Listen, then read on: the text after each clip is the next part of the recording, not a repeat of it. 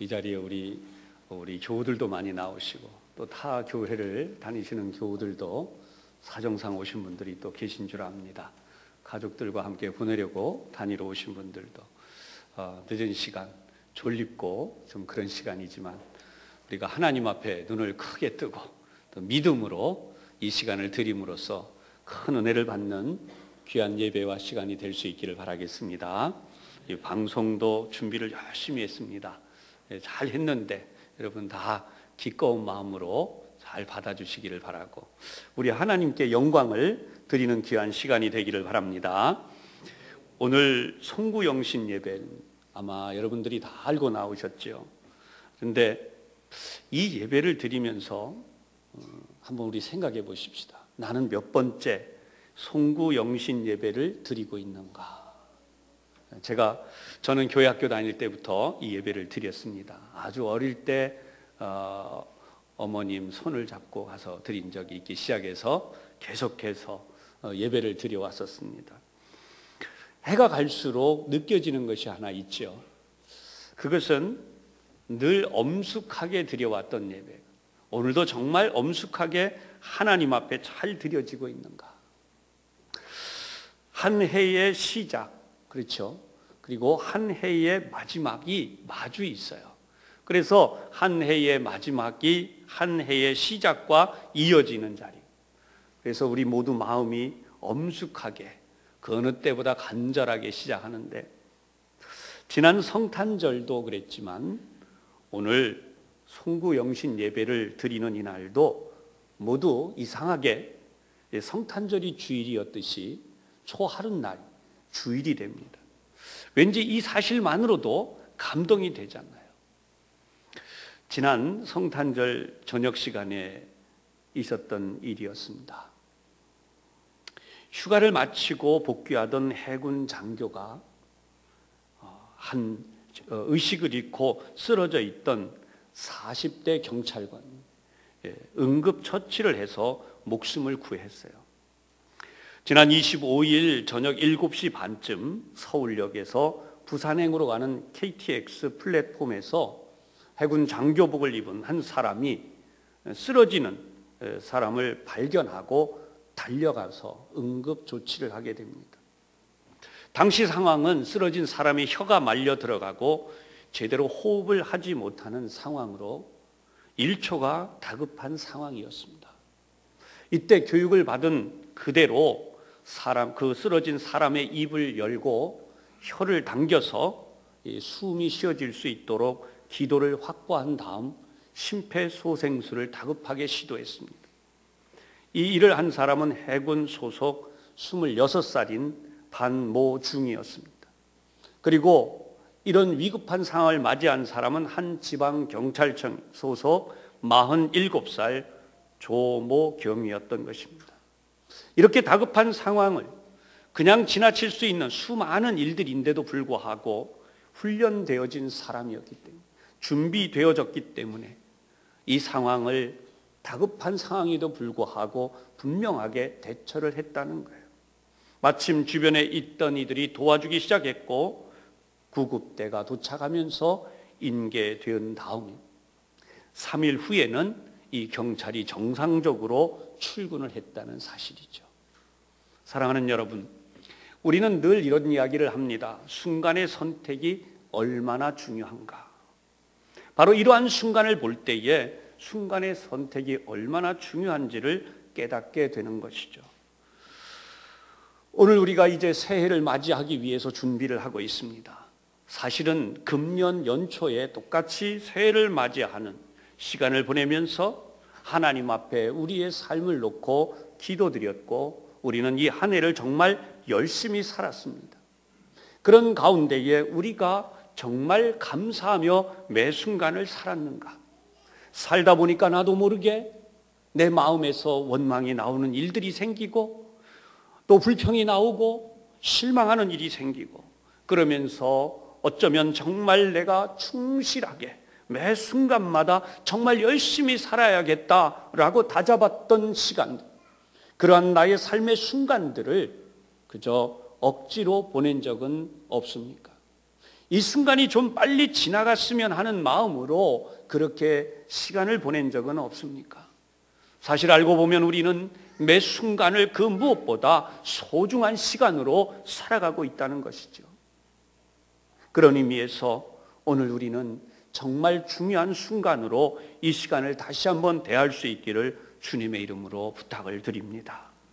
오늘 본문은 바로 이스라엘 백성이 그들의 역사를 통틀어서 가장 위대한 순간을 맞이했던 바로 그때였습니다. 그것은 이미 선대들이 놀라운 하나님의 은혜를 입은 가운데 출애굽이라고 하는, 애굽에서 종살이를 하다가 이제 그 자리에서 놓여나서 영원한 자유를 얻게 되는, 민족적 자유를 얻게 되는 기쁨을 안고 새로운 땅, 희망의 땅을 향해 가게 되는 바로 그때에서 1세대라고 할 수 있는 출애굽 1세대들은 40년 동안 광야에 사는 동안에 다 죽고, 그 후손이라고 할 수 있는 출애굽 2세대들이 이제 가나안 땅, 젖과 꿀이 흐른다고 하는 아름다운 땅으로 들어가게 되는데, 바로 그 시작이 오늘 이 본문의 내용이었어요. 그런데 이 본문에서 가장 중요하게 알려주려고 하는 것은 모세가, 이들의 지도자였던 모세가 더 이상 그들과 함께 이 가나안 땅을 갈 수 없게 됐다는 거예요. 안타까운 마음이지만 이들을 이제는 그들끼리 가도록 보내야 한다는 것입니다. 아버지와도 같고 부모와도 같은 심정으로 이 출애굽 2세대에 해당하는 이 젊은이들을 보내놓고 어떻게 해야 될까? 이 안타까운 마음을 담아서 설교한 것이 바로 오늘 본문의 내용의 시작입니다. 오늘 본문 1절은 이렇게 시작하죠. 내가 오늘 명하는 모든 명령을 너희는 지켜 행하라. 하나님의 말씀이 너희들에게 주어졌는데 이 말씀을 일부만, 내가 지키기 좋은 것만, 내가 할 수 있는 것만 하는 것이 아니고 모든 명령을 전부 다 지켜 행하라는 거예요. 왜 그래야 하는가? 그리하면, 오늘 1절에 계속 보십시다. 그리하면 너희가 살고, 여기서 산다는 것은 그들에게 주시는 땅에서 대를 이어서 대가 끊기지 아니하고 그들이 계속해서 살아갈 수 있다는 뜻이에요. 번성하고 숫자가 늘어나서 적들의 위협으로부터 그들의 삶을 지켜갈 것이다. 여호와께서 너희들의 조상들에게 맹세하신 땅에 들어가서 그것을 차지하리라. 목표는 바로 이거예요. 오늘도 우리가 이 세상을 살고 있는데, 여러분, 우리는 이 말씀을 바라보지 아니하면 내가 오늘 왜 살고 있는지를 모르는 거죠. 물론 하나님이 우리에게 주시는 사명이 있다고 수없는 설교와 말씀을 통해서 우리가 들었기 때문에 우리의 각오를 새롭게 합니다. 그러나 크게 볼 때에는 우리 민족이 이 땅을 차지해야 한다는, 이 땅을 차지하고 이와 같이 살아가고 있다는 이 놀라운 역사가 바로 하나님의 뜻 가운데 있다는 사실을 깨닫게 되는 겁니다. 오늘날 이스라엘 민족이 살고 있는 그것은 바로 이 말씀에 근거한 것입니다. 전 세계가 이렇게 말하지요. 이스라엘 민족은 그 숫자가 얼마 되지 않는데 얼마나 영향력이 큰가. 그렇다면 여러분, 오늘 우리도 그렇게 생각할 필요가 있습니다. 세계 10위라는 경제 대국이라고 하는 국가적 경쟁력을 갖추게 된 것은 1950년 전쟁이 일어나서 이 나라가 초토화된 이후에 정말 한강의 기적이라고 불리는 일들이 이 땅에 일어난 것입니다. 분명히 우리 믿는 사람들은 놀라운 고백을 합니다. 하나님께서 이와 같이 복을 주셨다. 사랑하는 여러분, 오늘 여러분들이 졸려온 눈을 가지고 부릅뜨면서 이 자리에 앉아 있는 것 이상으로 그 당시에 우리 믿음의 선조들이 밤을 새워가며 겨울이든 여름이든 가리지 아니하고 산에 올라가고 바위에 붙어서 굶주린 배를 움켜쥐고 눈물로 기도했었습니다. 우리 후대들은 배고프지 않게 하여 주옵소서. 우리 후대들은 이렇게 굶주리지 않게 하여 주시옵소서. 우리가 지금 헐벗고 굶주린 것처럼 우리의 다음 세대들은 그렇게 살지 않게 하여 주시옵소서. 여러분, 그 눈물의 기도가 오늘 우리가 이와 같은 복을 받게 된 것이 분명하고 우리 모두 이 사실을 그렇게 통감하며 깨닫고 있습니다. 그런데 여러분, 한번 생각해 보십시다. 그 세대가 몇 번이나 지나갔다고 우리 스스로 우리의 마음속에서, 우리의 생각에서 하나님이 점점 멀어지고, 심지어 우리가 이렇게 잘 먹고 입고 쓰고 있는 삶에서도 안타깝게도 한 해에 버리는 음식의 양이 상상을 초월하는 그런 비극을 안고 있다는, 38선 이북 쪽에는 수많은 우리의 동포들이 굶주리며 지금도 그 줄인 배를 움켜쥔 채 쓰러지는 이들이 속출하고 있다는 사실입니다. 사랑하는 여러분, 무엇으로 우리의 이 문제를 해결할 수 있겠습니까? 여전히 우리에게는 하나님을 향한 믿음의 고백과 간절한 소원이 계속되어야 함을 우리가 다시 한번 깨닫게 되는 것입니다. 오늘 3절의 말씀을 보십시다. 3절은 이렇게 말씀해요. 너를 낮추시며 너를 줄이게 하시며 또 너도 알지 못하며 내 조상도 알지 못하던, 내 조상들도 알지 못하던 만나를 내게 먹이신 것은 사람이 떡으로만 사는 것이 아니요 여호와의 입으로 나오는 모든 말씀으로 사는 줄을 네가 알게 하려 하심이니라. 여러분, 하나님이 우리에게 주시는 놀라운 기적의 이 말씀은 만나라는 우리가 전혀 알지 못하는 양식을 소개하고 있습니다. 이 만나라는 양식은 하나님이 직접 우리에게 내려주신 것이며, 신약으로 내려가면 이 만나는 바로 예수님을 상징하는데, 예수님은 영원한 생명의 떡이라고 자신을 소개하고 있습니다. 하늘에서 내려온 떡, 영원한 만나, 예수 그리스도의 몸을 우리가 먹음으로 영생하는 하나님의 백성이 되는 기적을 주셨다는 것입니다. 오늘 우리는 영신 예배를 드리면서 이제 성찬식을 거행하게 될 것입니다. 우리는 이 말씀 앞에서 다시 한번 우리 자신을 돌아보아야 되겠습니다.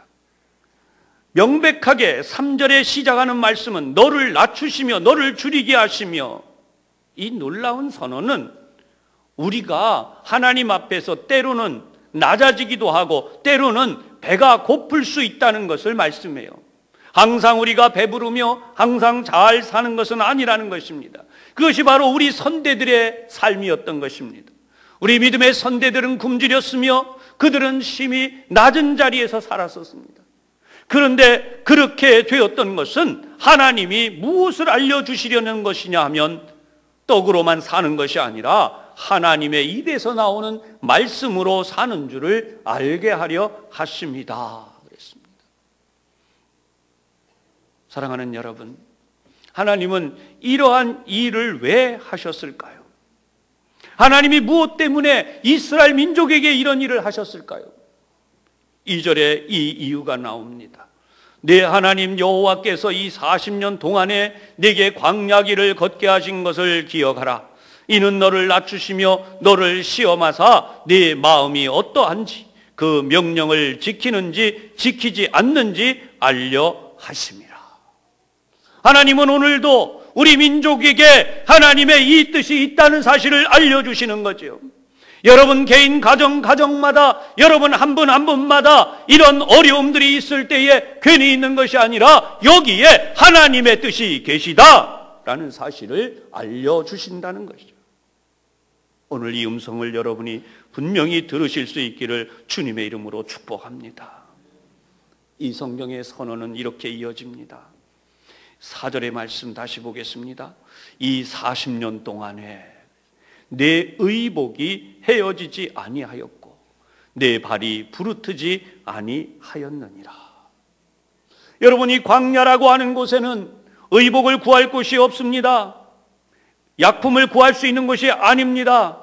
이 어렵고 힘든 자리에서 쉬지 않고 계속 가야 됩니다. 여기에는 독충들이 우글거리고 있고 여기에는 수많은 질병들이 기다리고 있는 장소이며 여기에는 안식을 찾지 못할 곳입니다. 오늘날 우리가 사는 세상도 이 광야의 비유에 볼 수 있습니다. 우리는 모두 가나안 복지를 향해 가는 이스라엘 민족처럼 영원한 복지인 하나님의 나라를 향해 가는 주의 백성들입니다. 이 세상은 광대한 광야처럼 우리가 살고자 하는 대로 다 살 수 있는 곳이 아니라는 거예요. 어려움이 있으되 우리 마음대로 피하기도 쉽지 않습니다. 생각지 않은 어려움들이 여기저기 닥쳐오기도 하는 것입니다. 생각할 수 없는 문제들 앞에서 우리가 어떻게 이 삶을 유지할 수 있습니까? 성경은 명백하게 말합니다. 하나님께서 함께 하셔서 지켜주셨으므로 내 의복이 헤어지지 아니하였고 내 발이 부르트지 아니하였느니라. 얼마 동안이요? 40년 동안. 이 성경이 말씀하는 40년은 한 세대입니다. 다른 말로 표현하면 우리 모두 한 세대를 살지 않습니까? 어떤 이는 70년, 어떤 이는 80년, 어떤 이는 100년 그 이상을 어떤 분들은 그렇게 살지 못하는 것 때문에 안타까워하는 이들도 분명히 있습니다. 그러나 우리 모두 한 세대를 살아갑니다. 여러분의 인생 한 세대를 살아가는 동안 하나님께서 지켜주셔서 여러분의 의복이 헤어지지 아니하고 발이 부르트지 아니하고 하나님의 사랑이 이와 같은 역사로 나타나신다는 사실을 말씀하고 있습니다. 여러분 이 말씀에 여러분의 믿음이 다시 한번 새로워지시기를 주님의 이름으로 축복합니다. 그러면 모세는 왜 이 말씀을 이렇게 강조했을까요? 이 말씀이 강조된 이유는 단 하나죠. 하나님을 잊어버릴까 봐. 여호와 하나님을 잊어버릴까 봐. 오늘도 하나님이 우리 가운데 하나님의 복을 주시기를 원하고 역사를 나타내 주시기를 원하는데 하나님을 잊어버리면 모든 것을 잊어버리는 거예요. 왜 그럴까요? 하나님은 우리의 창조자이십니다. 하나님은 우리를 이 땅에 보내신 분이십니다. 하나님은 우리를 통하여 이 세상에 하나님의 뜻을 이루어 가시는 분이십니다. 바로 하나님이 우리를 연단하시는, 겸손하게 하나님을 알 수 있도록 연단하셨다는 거예요. 하나님을 잃어버리면 모든 것을 잃어버린데 이 세상 사람들은 그 사실을 알지 못해요. 성도들은 이 사실을 명백히 알아야 합니다. 우리의 후손들도 이 말씀을 명백히 알아야 됩니다. 우리의 자손의 자손이 이 말씀을 알아야 합니다. 하나님을 알고 하나님을 믿으면 하나님의 복을 자자손손 받게 되는 것입니다. 이 하나님을 잃어버리면 모든 것을 잃어버리는 그 이유는 교만하면 하나님을 무시하기 시작한다는 거예요. 그래서 우리로 하여금 낮아지게 하시고 겸손하게 하셨다는 말씀을 하고 있습니다. 그래서 이 사실 앞에서 다시 한번 우리에게 주시는 말씀이 바로 만나를 우리에게 먹이시면서 사람이 떡으로만 사는 것이 아니요 여호와의 입에서 나오는 모든 말씀으로 사는 줄을 네가 알게 하려 하심이니라. 신약에서도 이 말씀이 나옵니다. 예수님께서 마태복음 4장 4절에 이 말씀을 인용해서 하셨어요. 사람이 떡으로만 살 것이 아니요 여호와의 입으로 나오는 모든 말씀으로 살 것이라. 사단이 와서 시험했을 때 예수님은 당당하게 이 말씀으로 사탄을 물리치셨습니다. 오늘도 우리의 삶에는 어리석음이 얼마든지 개입할 수 있습니다. 왜냐하면 우리가 하나님을 잃어버리거나 잃어버리진 않아도 하나님을 좀 멀리하게 되고 하나님을 나의 가까이 모시던 우리 부모님을 모시는 삶처럼 그렇게 살지 않고 어떤 잔소리를 하는 옛날 노인처럼 멀리 둘 수 있다는 거예요. 그렇게 되면 인간은 어리석어지고 교만해져서 하나님의 이 은혜를 망각하게 되고 결국은 그 삶이 무너지게 된다는 사실을 설명한 것입니다. 사랑하는 교우 여러분, 여러분은 한 해 동안 어떻게 사셨습니까? 이 한 해 동안 여러분의 마음, 우리 하나님을 향하여 어떤 마음이셨습니까? 분명히 사람이 떡으로만 사는 것이 아니고 하나님의 입으로부터 나오는 모든 말씀으로 살 것이라. 이 말씀에 의존된 삶이셨습니까? 하나님의 말씀이 왜 우리에게 그렇게 중요합니까? 이 세상은 염려와 근심과 걱정이 가득 찬 땅입니다. 아무리 잘 살아도 염려가 있습니다. 아무리 풍족해져도 여전히 목이 마르고 배가 고픈 것이 인생입니다. 행복에 대한 목마름, 행복에 대한 배고픔, 인생 자체에 대한 모든 문제에 대한 아픔과 어려움들이 우리의 삶의 여기저기서 무너뜨리고, 그리고 그것들 때문에 원치 않는 함정에 빠진 것처럼 빠지고 허우적거릴 때가 한두 번이 아니지 않습니까? 우리 돌이켜보면 아쉬움이 있습니다. 안타까움도 있습니다. 왜 더 잘 살지 못했을까? 왜 더 열심히 살지 못했을까? 왜 더 충성되지 못했을까? 사랑하는 여러분, 이런 모든 것 속에서 우리가 이 시간 다시 한번 믿음으로 일어날 수 있기를 바랍니다. 오늘 성경 본문 5절은 이 말씀이 있어요. 너는 사람이 그 아들을 징계함 같이 내 하나님께서, 내 하나님 여호와께서 너를 징계하시는 줄을 마음에 생각하고. 삶의 자리에 아픔과 어려움이 있을 때 그것은 그냥 있은 것이 아니라 하나님이 우리를 징계하셨다는 생각을 할 필요가 있어요. 왜요? 사랑하는 아들을 징계하는 것처럼. 오늘 이 시간 여러분의 아픔이 이와 같은 하나님의 뜻이 계심을 깨닫는 그 귀한 시간이 되시기를 바랍니다. 이로 인하여 아픔이 되지 말고, 이로 인하여 이 문제가, 이 아픔이, 이 어려움이 하나님의 사랑의 그 역사, 하나님이 우리를 사랑하시기에 그렇게 하셨다는 사실로 다시 한번 치유와 회복이 일어나게 되기를 주님의 이름으로 축원합니다. 우리는 주님을 따라가야 합니다. 오늘 이 밤 여러분의 마음속에 정말 하나님을 향한 소원을 새롭게 하시기 바라겠습니다.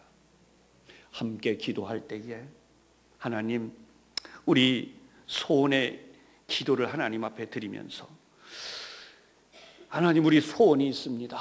이 한 해 동안 이루지 못한 소원, 새해에는 더 새로운 소원을 이루게 하여 주시고, 더 많이 주님의 뜻을 이루게 하여 주시고, 아팠던 모든 것들을 치유받으며 회복할 수 있게 하여 주시옵소서. 그리고 마침내 하나님의 은혜로 다시 한번 일어날 수 있는 새로운 한 해를 맞이하게 하여 주시옵소서. 모든 아픔이, 모든 고통이, 모든 어려움이 하나님의 사랑으로 변화되게 하여 주옵소서. 이 시간 간절히 하나님 앞에 기도하며 나가도록 하겠습니다. 새해 첫 설교이죠. 말씀의 제목, 하나님이 능히 모든 은혜를 너희에게 넘치게 하시나니 라는 제목으로 은혜를 나누겠습니다. 해마다 대부분 교회가 12월 31일을 시작으로 오늘 이 순간 우리가 지금 드리는 예배처럼 새해를 맞이하는 이 예배를 자정을 지나가면서 드리고 있습니다. 그리고 우리는 이 예배를 가르쳐서 송구영신 예배 이렇게 합쳐서 부르게 되죠. 송구영신, 중국의 고사 성어에 나오는 이야기죠. 관가에서 묵은 이 구관, 오래된 지난 관리를 보내고 신관, 새로운 관리를 맞이한다. 그래서 신구관 이 취임식에 사용했던 말이라고 합니다. 그런데 이것이 한국 교회에 쓰이기 시작한 것은 1887년도 12월 31일 세문안 교회와 정동 감리교회가 합쳐서 연합 예배를 드리면서 최초로 알려지게 되었습니다. 물론 이 당시에 송구영신 예배라는 이 명칭으로 명확히 굳어진 것은 아니에요. 이 당시에는 언약갱신 예배 또는 언약 예배 이런 단어로 명칭을 사용했습니다. 그런데 이후에 이 언더우드 선교사님 또는 아펜셀러에 의해서, 아펜셀러 선교사님에 의해서 이제 송구영신 예배라는 말이 계속 사용됨으로써 여태까지 이어져 오게 됐죠. 교회 사전을 보면 이제는 이 단어를 좀 바꿔야 되겠다라는 말을 하고 있어요. 무슨 이야기냐 하면 하나님의 은혜를 사모하는 그런 뜻을 좀 더 살려야 되겠다. 그런 의미로 송구영신이라고 하는 이 관리를 보내고 맞이하는 이 단어보다는 새해맞이 감사예배, 이런 단어를 좀 써서 표현을 좀 더 분명히 했으면 좋겠다, 그렇게 이야기를 하고 있습니다. 앞으로 어떤 교회들이 또 이렇게 바꿔갈지 또 기대가 되기도 하고요. 어쨌든 우리에게는 송구영신 예배가 너무나 익숙해져 있어서 다른 단어를 쓰면 또 아닐 것 같은, 그래서 왜 그런가 그랬더니요, 이런 게 있어요. 목사인 저도 그러지만 여러분들도 기도할 때 이렇게 기도하죠. 하나님 축복하여 주시옵소서. 축복하여 주시옵소서. 그러면 왠지 하나님의 복이 우리에게 임하는 강력한 느낌이 오는데, 하나님 복 내려 주시옵소서. 느낌이 약하대요. 그래서 제가 이제 언제 진짜 그 기도를 했었어요. 이렇게 기도를, 하나님 복 내려 주시옵소서. 기도 다 끝나고 났는데 이분이 그러는 거예요. 목사님 기도가 약해요. 그래서 왜 그래요? 그랬더니 축복하여 주시옵소서, 이렇게 기도해야지 복 내려 주시옵소서, 너무 약해요. 많이 생각을 해봤어요.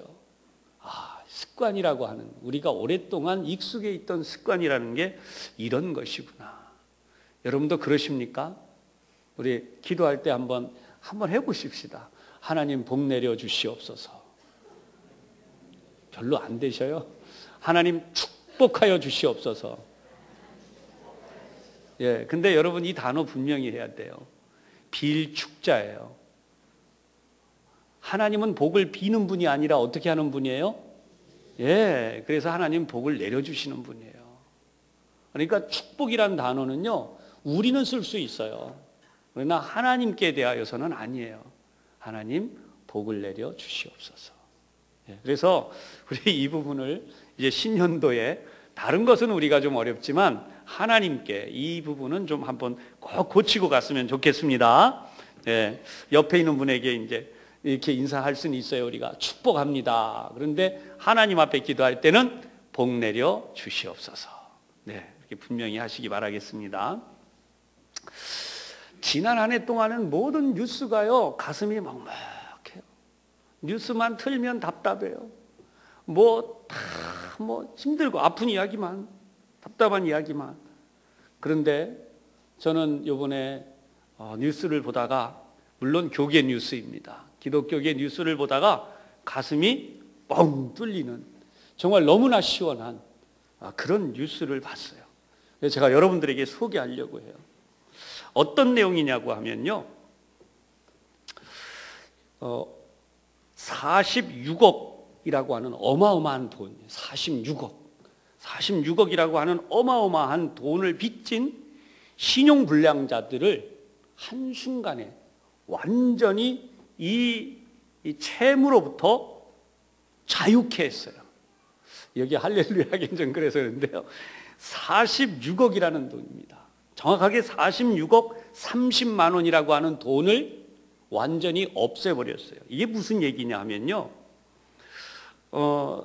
여러분 혹시 그런 이야기를 들으셨는지 몰라요. 깡통구자 또는 부실채권, 이것 때문에 이 46억이라는 엄청난 돈의 빚을 져가지고 계속해서 고통과 어려움을 겪는.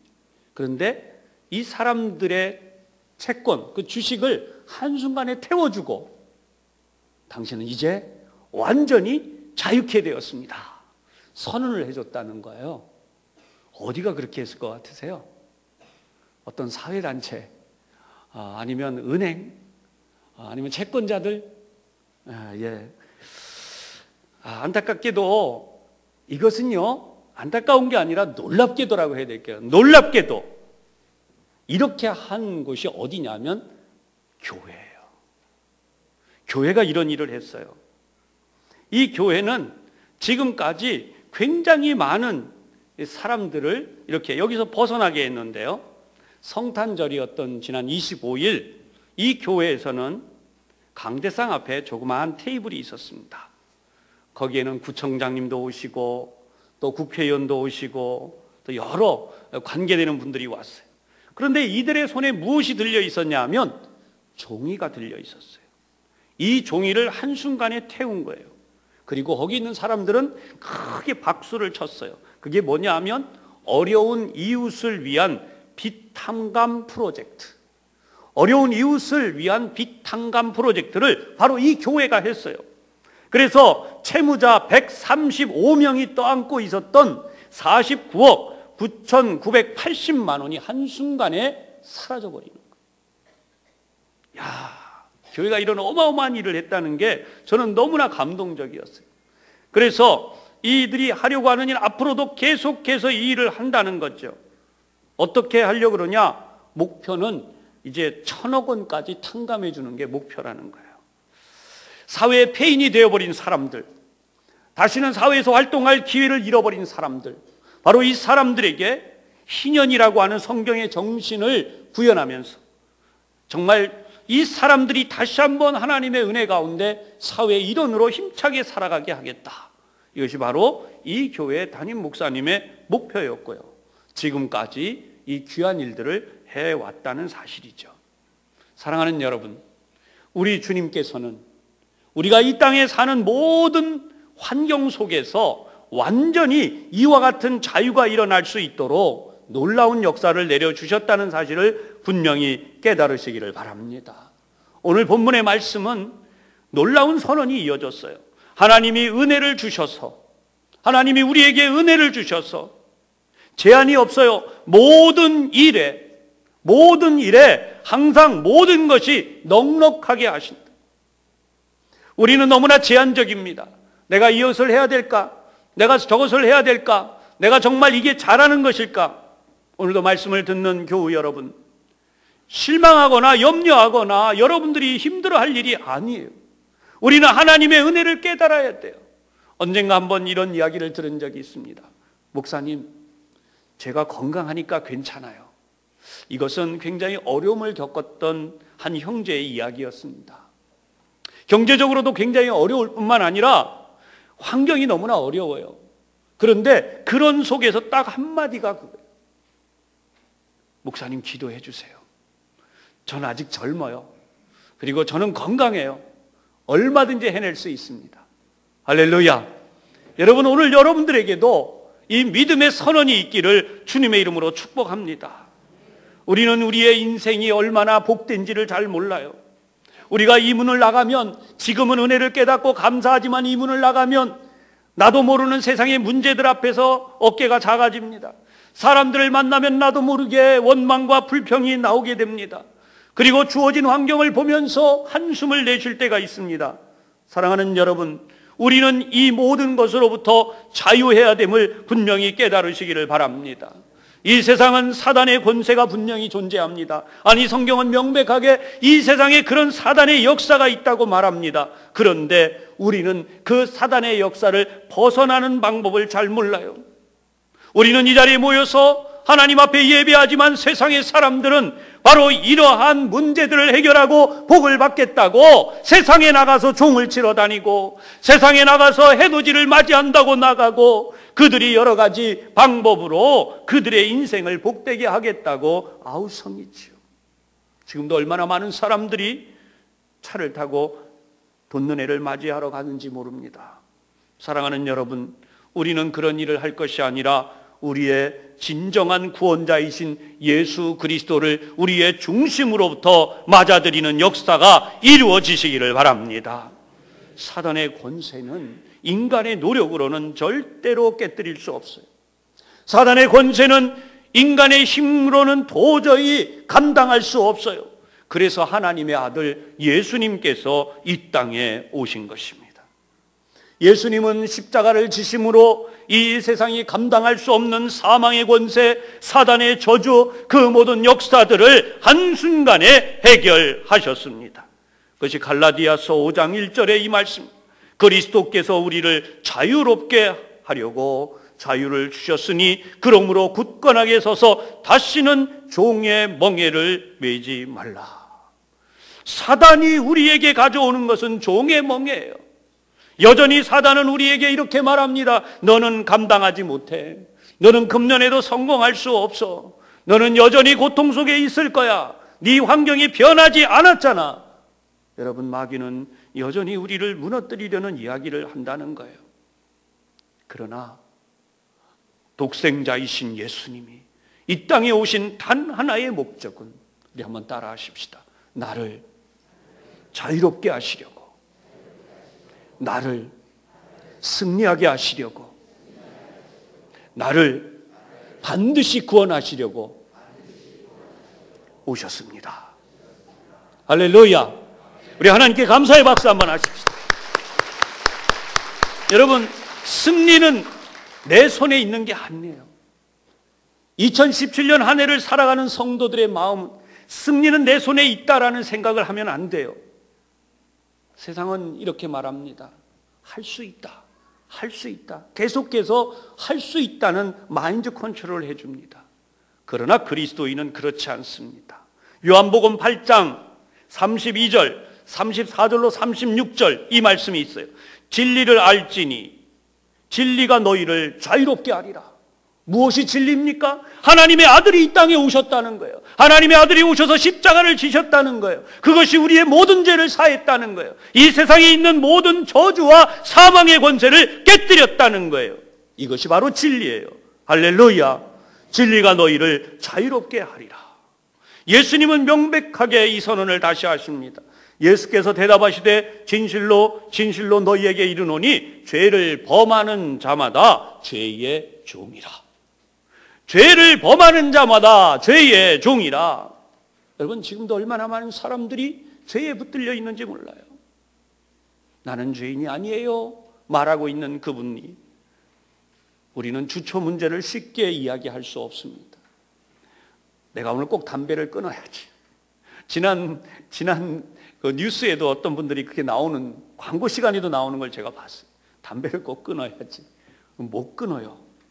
술도 그래요. 여러분, 우리 사회 속이 그것만 그렇습니까? 원망과 불평, 그리고 다른 사람을 정죄하는 것도 저는 술과 그리고 담배만큼이나 중독되어졌다는 생각을 해봐요. 무슨 일을 만나든지 감사하는 걸 잊어버렸어요. 그 사람은 감사 대신에 늘 원망하고 불평하는 말을 해요. 그리고 어떤 사람은 희망을 가지고 내가 이 일을 잘할 수 있다는 소망 가운데 일어날 줄을 몰라요. 무슨 일을 하든지 늘 안 될까 봐 염려하고 무너질까 봐 걱정하고. 여러분, 이게 얼마나 무서운 병인지 몰라요. 얼마나 무서운 중독인지 몰라요. 그런데 성경은 명백히 이 말씀합니다. 종은 영원히 집에 거하지 못하되. 무슨 종이에요? 죄의 종이에요. 죄의 종이 된 자는 희망을 꿈꿀 수가 없어요. 죄의 종이 된 자는 하나님의 놀라운 복을 받을 수가 없어요. 그런데 그런 사람이 어떻게 될 수 있느냐? 아들은 영원히 거하나니 그러므로 아들이 너희를 자유롭게 하면 너희가 참으로 자유로우리라.